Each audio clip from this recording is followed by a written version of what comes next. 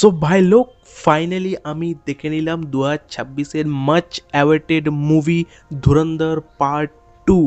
And এই Dhurandhar part 2 কি ধুরন্ধর part 1-এর লেভেলটাকেও bit করে দিল, নাকি কোথাও একটু খামতি রয়ে গেল, সেটা নিয়ে তো ডেফিনেটলি আমি আগে কথা বলবো। বাট প্রথমে যদি এই ধুরন্ধর পার্ট 2 এর স্টোরিটা নিয়ে হালকাভাবে কথা বলি উইদাউট স্পয়লার। ধুরন্ধর পার্ট 2 এর গল্প ঠিক সেখান থেকেই স্টার্ট হয় যেখানে ধুরন্ধর পার্ট 1 এন্ড হয়েছিল। মানে পার্ট 1 এর এন্ডে আমরা কি দেখেছিলাম, হামজা আলী মাজারির অ্যাকচুয়াল আইডেন্টিটি হচ্ছে জসকিরাত সিং রঙ্গি। তো এই পার্ট 2 এর ভেতর আমরা শুরুতেই সেই জসকিরাত সিং রঙ্গির পাস্ট লাইফ দেখতে পাই, যেখানে সে জসকিরাত সিং রঙ্গি থেকে কীভাবে হামজা আলী মাজারি হলো সেটা জানতে গেলে তোমাকে ডেফিনেটলি এই ধুরন্ধর পার্ট 2টা থিয়েটারে গিয়ে দেখতে হবে। তো এবার যদি এই ধুরন্ধর পার্ট 2 এর কিছু ভালো দিক নিয়ে কথা বলি, তো আমি ফার্স্টেই বলবো ডাইরেক্টর আদিত্য দার আপনাকে একটা হ্যাটস অফ। আপনি কোনো ডাইরেক্টর নন, আপনি হচ্ছেন ম্যাজিশিয়ান যে নিজের ম্যাজিক দিয়ে ইন্ডিয়ান সিনেমাকে পুরোপুরি পাল্টে দিতে চলেছে। ইয়েস, মানে এর আগে আমরা স্পাই মুভি মানে কি ভাবতাম, যার ভেতর কিছু বিকিনি সিনস থাকবে, কিসিং সিনস থাকবে, তাই না? আমরা তো সেটা দেখি অভ্যস্ত হয়ে গেছিলাম। বাট ভাই আদিত্যদার আমাদের চোখের সামনে থেকে সেই পর্দাটা ছিনিয়ে নিয়েছে। Yes, and actual spy movie কেমন হয় সেটা আমাদের দেখিয়েছে। যে কারণে এই ধুরন্ধর পার্ট 1 বা পার্ট 2 এই দুটো মুভি কিছু লোকেদের ইগোকে হার্ট করতে পারে বা তাদের খারাপ লাগতে পারে, বাট আদিত্যদার যেটা দেখিয়েছে এই ধুরন্ধরের ভেতর সেটা দেখানোর জন্য অ্যাকচুয়াল জিগরা থাকা দরকার। যাই হোক, আবার মুভির কথায় ফিরে আসা যাক। অ্যান্ড এই ধুরন্ধর পার্ট 2 এর ভেতর আমার যেটা সবথেকে বেস্ট লেগেছে সেটা হচ্ছে আদিত্যদারের পিক ডিটেলিং। তুমি যে কোনো একটা ক্যারেক্টার এই ধুরন্ধর থেকে তুলে নাও, তার যে ব্যাক স্টোরি আর তাকে যেভাবে এই গল্পের ভেতর ইনভলভ করা হয়েছে, ভাই খতরনাক ডিটেলিং ছিল। আর তারপর যে জিনিসটা ভালো লেগেছে আমার এই মুভির ভেতর সেটা হচ্ছে এর পিক মিউজিক। মানে এই মুভির একজন আন্ডাররেটেড হিরো হচ্ছে শাশ্বত সচদেব, অ্যান্ড ওনার মিউজিককে তুমি যদি এই ধুরন্ধর পার্ট 2 থেকে সরিয়ে নাও তাহলে কিন্তু তুমি মুভির অ্যাকচুয়াল প্রাণটাই কেড়ে নিচ্ছ। অ্যান্ড ধুরন্ধর পার্ট 1-এর যে মিউজিকটা ছিল ওটা তো ভাই গোটেড লেভেলে ছিল, সেই লেভেলটাকে এই হয়তো পার্ট 2টা ম্যাচ করতে পারে না।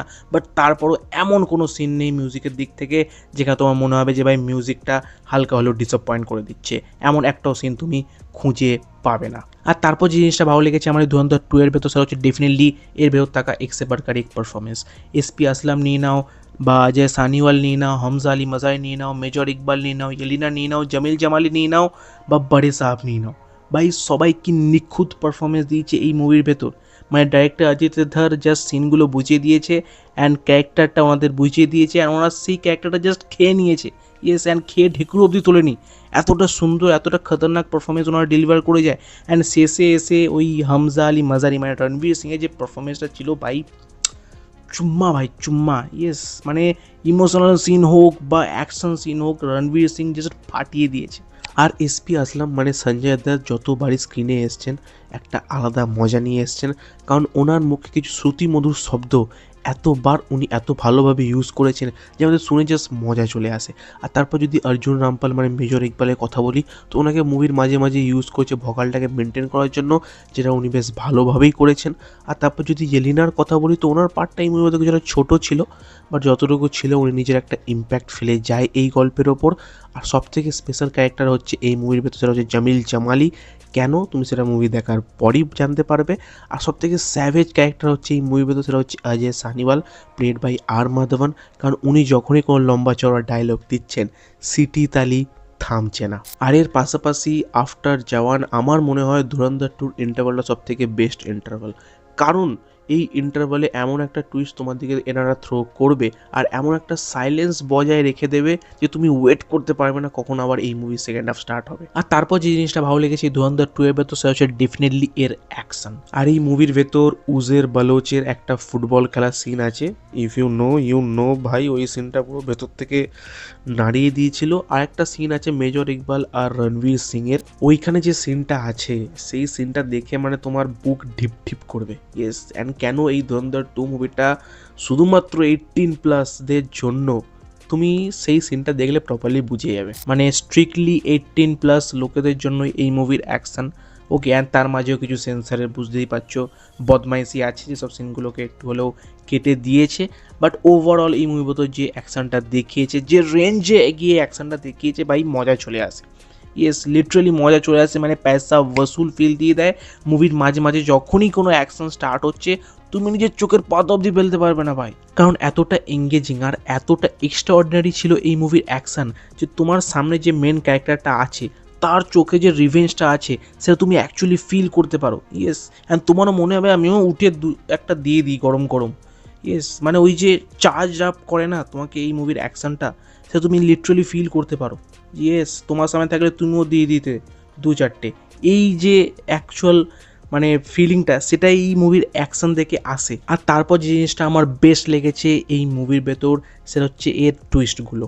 ইয়েস, আমি বলছি না কি টুইস্ট আছে না আছে, বাট যখন তুমি এই মুভিটা দেখবে অ্যান্ড একটার পর একটা টুইস্ট যখন ওরা তোমার দিকে থ্রো করবে, তখন তুমি বুঝতে পারবে যে ইয়েস ভাই, আমি এটার জন্যই তো টাকা দিয়ে মুভিটা দেখতে এসেছি, লিটারালি পয়সা ওসুল। ইয়েস, সেসব টুইস্টগুলো জাস্ট মাইন্ড ব্লোয়িং ছিল। আর তার পাশাপাশি আরও একটা জিনিস আছে যেটা নিয়ে কথা না বললে ইনকমপ্লিট রয়ে যাবে এই রিভিউটা, সেটা হচ্ছে এই ধুরন্ধর 2 এর ভেতর থাকা ইমোশন। ইয়েস, সেটা তুমি ফ্রেন্ডশিপ নিয়ে নাও বা ফ্যামিলি ইমোশন নিয়ে নাও, সেটাকে যেভাবে সলিড ওয়েতে পোর্ট্রে করেছে ডাইরেক্টর আদিত্য ধর, ভাই অ্যাকচুয়ালি আমাদের সেটা ফিল হয়।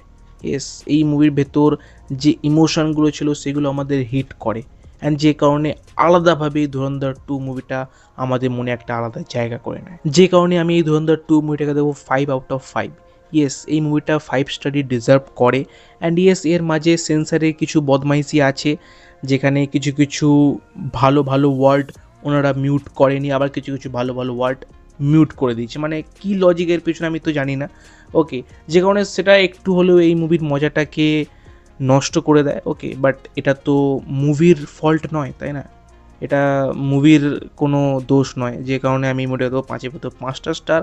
অ্যান্ড ইয়েস, ডেফিনেটলি ভাই ধুরন্ধর পার্ট 1-এর লেভেলটাকেও বিট করে দিয়েছে ধুরন্ধর পার্ট 2 মুভিটা। অ্যান্ড এটা absolute master piece. And Indian সিনেমাতে এরপরে যখনই কোনো অ্যাকশন থ্রিলার মুভি আসবে, লোকে প্রথমেই বলবে যেটা কি ধুরন্ধরের লেভেলের হয়েছে, এটা কি ধুরন্ধর টাইপের হয়েছে। তো এই বেঞ্চমার্কটাই সেট করে দেয় এই ধুরন্ধর পার্ট 2 মুভিটা। অ্যান্ড তুমি যদি অলরেডি দেখে থাকো, তুমি অফকোর্স কমেন্টে জানাতে পারো ভাই তোমার কেমন লাগলো ধুরন্ধর পার্ট 2 মুভিটা। বাকি আমি কথা বলেছি ধুরন্ধর পার্ট 1-এর রিক্যাপ নিয়েও। ইয়েস, তোমার কাছে যদি টাইম না থাকে, তুমি যদি পার্ট 1 এখন দেখতে না পারো, তো তুমি জলদি যাও গিয়ে আমার সেই ভিডিওটাকে চেক আউট করে নিতে পারো। তোমার সাথে হবে ঠিক সেই ভিডিওতে যেখানে আমি ফুল ডিটেলে কথা বলেছি ধুরন্ধর পার্ট 1 নিয়ে। সো তোমার সাথে হবে ঠিক সেই ভিডিওতে। So by.